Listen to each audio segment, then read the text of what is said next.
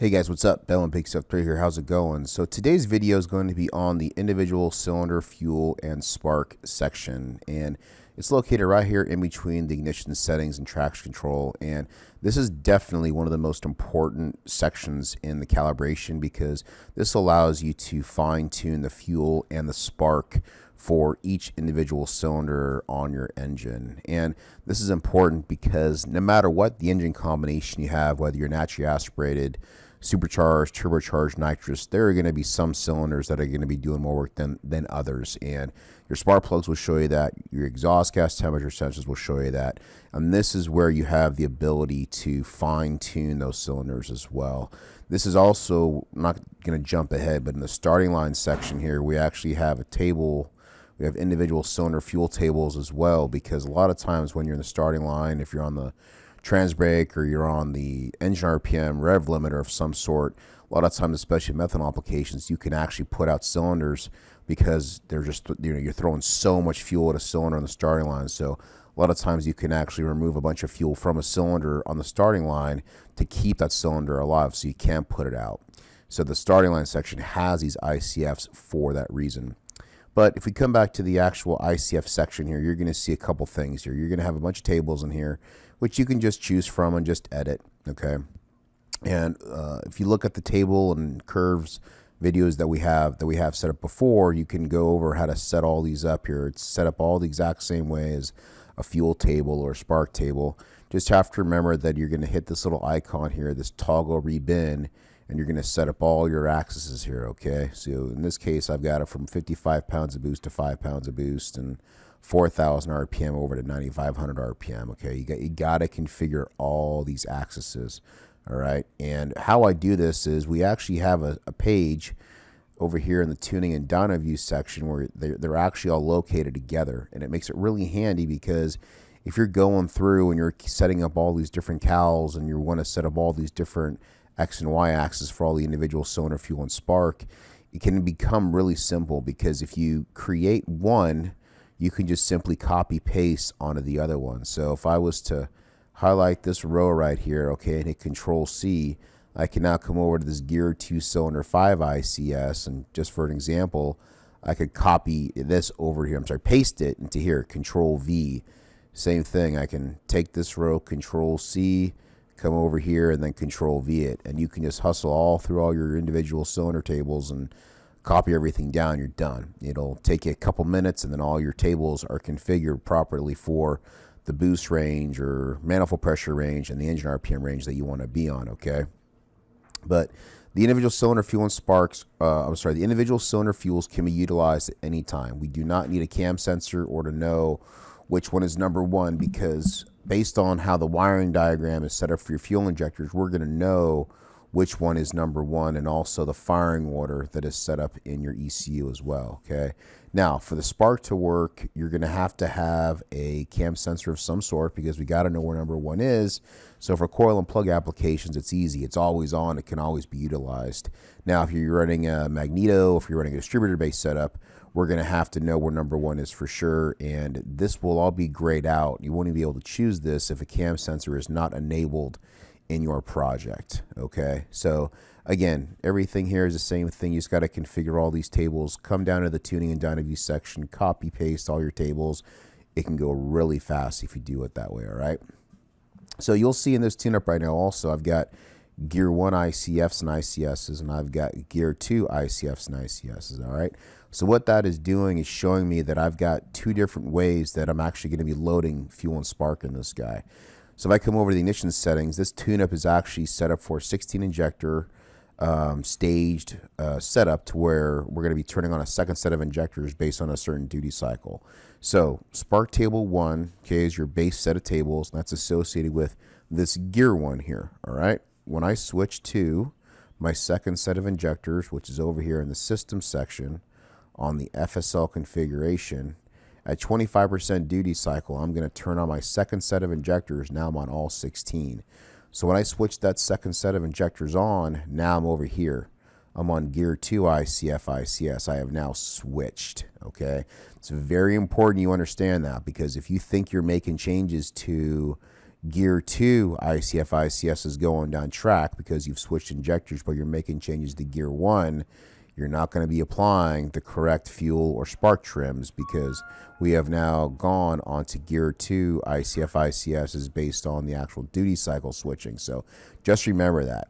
Now, also, if we're over here in the FSL configuration, and let's just say I did gear over RPM and I've got 4 gears now, we've got infinite adjustability here. I've got 4 ways of configuring ICFs and ICSs based on your combination. So basically infinite adjustability on the combination that you are running to really fine tune those cylinders depending on the load it's seeing, because each gear will definitely give that engine a different load, and this is where you fine tune all that stuff. Okay, so I'm going to go back to staged here, and I'm going to turn this off right here. And in the tuning and dyno views is where it makes it really handy to actually set up all these different tables. Okay, so here's my fuels. ICF is fuel 1357 2468.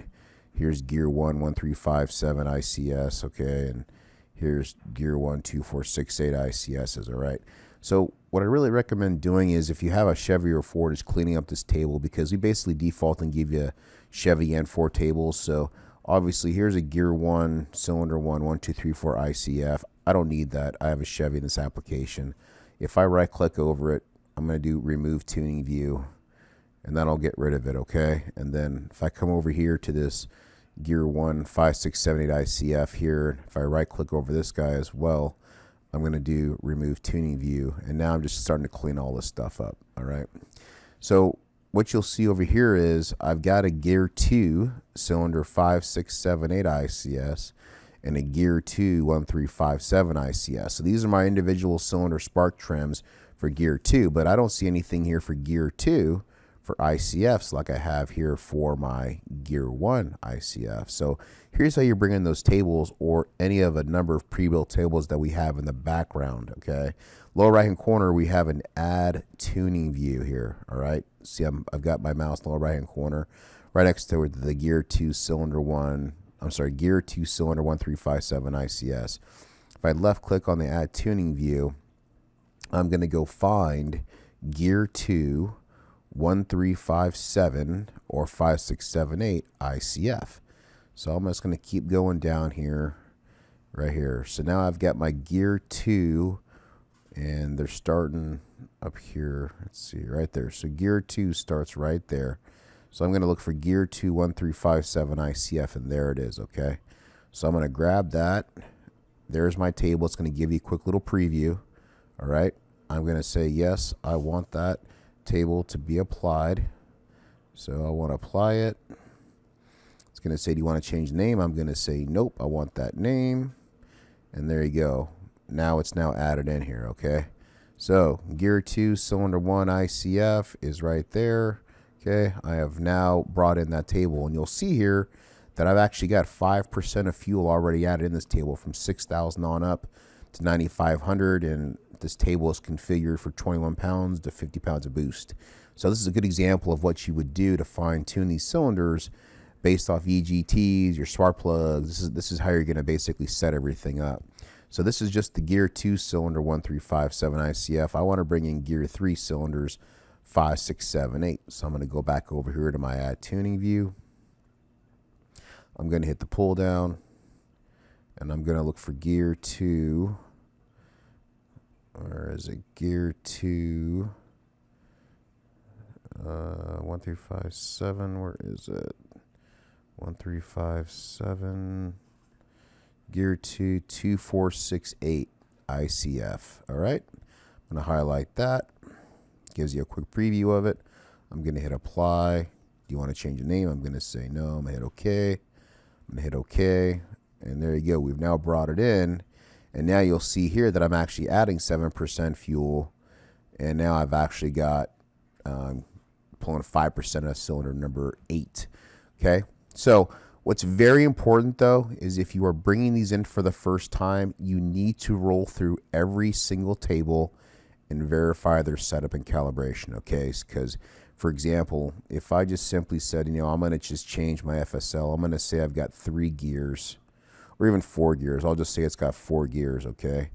If I come down here to Gear 3 ICF and I just look at just this base table, okay, you're going to see here that the numbers are just nothing what I want it to be. The load is 1.7 pounds of boost to -5 inches, if you would.